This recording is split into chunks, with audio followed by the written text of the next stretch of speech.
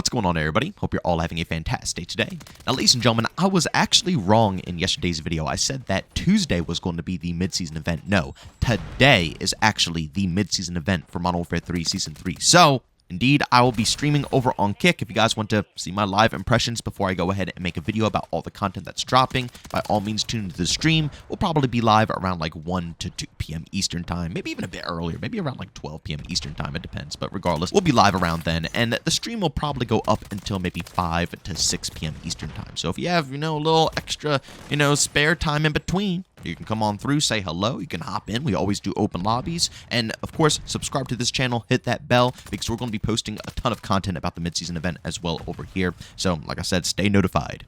But for today's video, I thought it would be kind of fun to put on the tinfoil hat again and discuss a few things that went on between Modern Warfare 2 2022 and Modern Warfare 3 2023 that you see right here.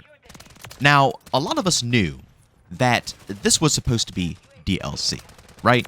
It wasn't supposed to be a full-fledged out product in the beginning. Of course, that idea bounced back and forth multiple times behind the scenes, but they never for sure knew what was going on, and a lot of the community was kind of just in the, idea that Modern Warfare 3 was indeed going to just simply be DLC. It wasn't going to be another full-fledged out product.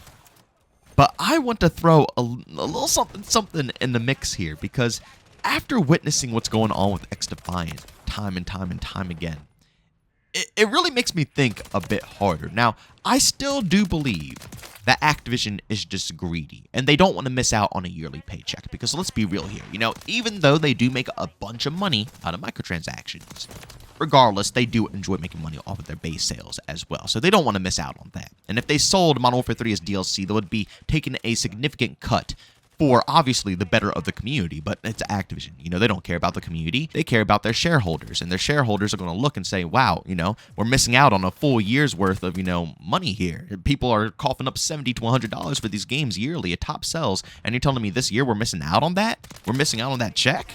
I don't know about that. So obviously, I really do believe that that's why they forced it into a full-fledged out game, because they just don't want to miss out on any money here. But, like I said, opening my mind a little bit and thinking a bit harder and seeing how the community reacts to certain things, it makes me believe there might be another alternative reason for why Modern Warfare 3 was released as a full game and not simply a DLC. And that is because this community is not patient whatsoever. And we can claim that we are patient, but seriously, we aren't. Again, I'm going to go ahead and bounce back to XDefiant for this one because it makes the most sense. And obviously, that's what I'm mostly talking about here. But XDefiant, we all came in with the idea that we wanted to give these developers as much time as possible to make a game. No matter what, even of the smallest things, the tiniest of things, it doesn't matter. If they want to take it back and work on it, we want them to go ahead and do so. We all went in with the mindset of that, playing XDefiant. Yes, it's been a long time.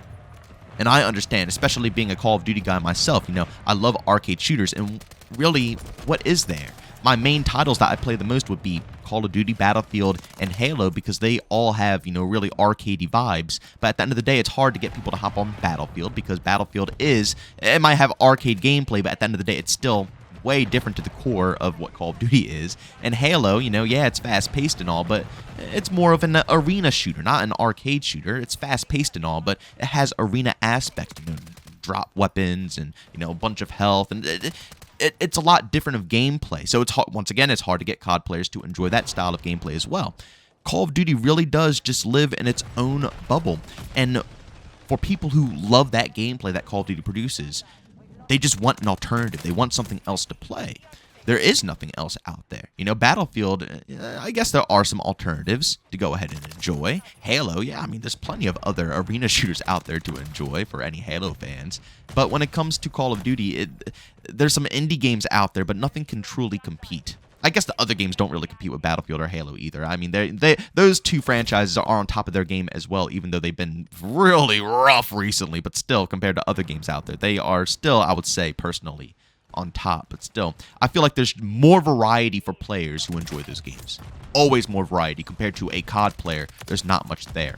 So people are growing impatient, and I get it. I totally get it. You want something else to enjoy, you know? But regardless, we have been asking for this for so long, to give developers time, and now that we have this, where a development team can take as much time as they need to put something together, all we do is complain about it. All we do is get pissed off that they keep postponing it time and time and time again. And I simply don't understand. I mean, you can look at all my content. I've been very open and very, willing to give the developers this time. Every single time they postpone it, I'm starting to slowly believe that I'm one of the only people who still have that mindset for this game. Because, as time goes on, I just see more and more and more people just crumbling into the mindset that it's just taking too long now. It's over. It's chalked. And that kind of links over to the point that I wanted to make about Call of Duty. I don't know. Well, I want to say, I have to say, because I know people will roast me in the comment section, I do still believe that Activision, wanted money out of this game, so they released a full project instead of DLC. But at the same time, I have a feeling that they were thinking in the back of their heads when they were deciding if it's a DLC or a full game, what the community can handle. Seriously, what can the community handle? Because this community has no patience whatsoever. And I'm starting to come to the conclusion that if Modern Warfare 2 was indeed a 2-year lifecycle game, and Modern Warfare 3, instead of releasing a whole different game, with multiplayer and all that stuff, just releasing a campaign DLC, if that was truly what was going to happen, I think the community would have been up in arms, complaining, and pissed off. Even though everybody was saying that that's what they want to happen. And it sucks because I want to take the word of people, but after seeing how everybody's acting with XDefiant, I don't think I can. I want to personally believe that everybody would be willing to give Modern Warfare 2 2 years, so the developers behind the scenes could actually cook a good game for the next title. I want to believe that people would be willing to accept that. But after seeing how people are bashing the living hell out of XDefiant for just postponing, and again, I'm not talking about everybody, and if you're taking offense to this, then you're probably guilty. That's usually the people who are always the angriest to something or always the most salty towards something. Typically are the most guilty people. Always keep that in mind, ladies and gentlemen. As I was saying, watching how players are just destroying the developers at XDefiant for taking their time is just wild. It's wild, and like I said, it's hard to take the word of a lot of COD players now. We're kind of like fast food junkies, A lot of players in the Call of Duty community can acknowledge that we're getting sped out projects, games that are just being flung at us with, very minimal passion, love, so on and so forth. I will be honest, Modern Warfare 3, Sledgehammer did a good job for the time that they had. They really freaking did. But a lot of people in the community are complaining that this franchise is soulless now. And they see that. Yet, when they are given the opportunity to be able to, take their time, they don't want it anymore. They want to get the rushed out crap. And like I said, it's just like fast food. The people who love fast food, they can acknowledge that, yeah, you can have a nice home-cooked meal that will be way healthier.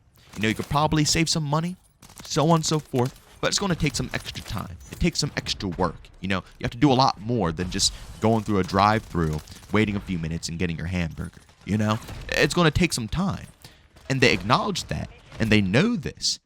Yet, when, it comes to the act of it, they can't handle it, and they rush right back to the fastest option. It's the same freaking thing with COD. We claim that we want something to be done, yet and still when it's done, nobody can handle that it takes time, and patience is required. But ladies and gentlemen, like I said, that is my tinfoil hat theory here. Again, I still believe Activision forced out this project because they want cash in their pockets, but you can't tell me that this idea right here isn't realistic. You know what I'm saying?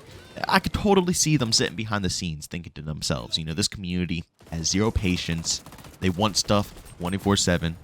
They can't wait for much. So we gotta force out something, If we were to take a 2-year cycle, we would be screwed. And realistically, like I said, for myself personally, viewing it from the outside, just as a Call of Duty player, as much as I would love for something like that to happen, that doesn't mean everybody else who claims, the same thing will agree when it actually occurs, And as proof, we can look right at XDefiant. a game that, everybody was perfectly fine with taking extra time, because it's not like, again, it's not a main Call of Duty competitor, and I think everybody acknowledged that after like the second beta. Obviously for YouTube, people are going to put titles for clicks and stuff of that sort, whatever, but I think the general population understands that this isn't going to be a destroyer of COD, it's just going to be an alternative, so it's not like it needs to drop anytime soon, it's just going to be a game that we can play on the side.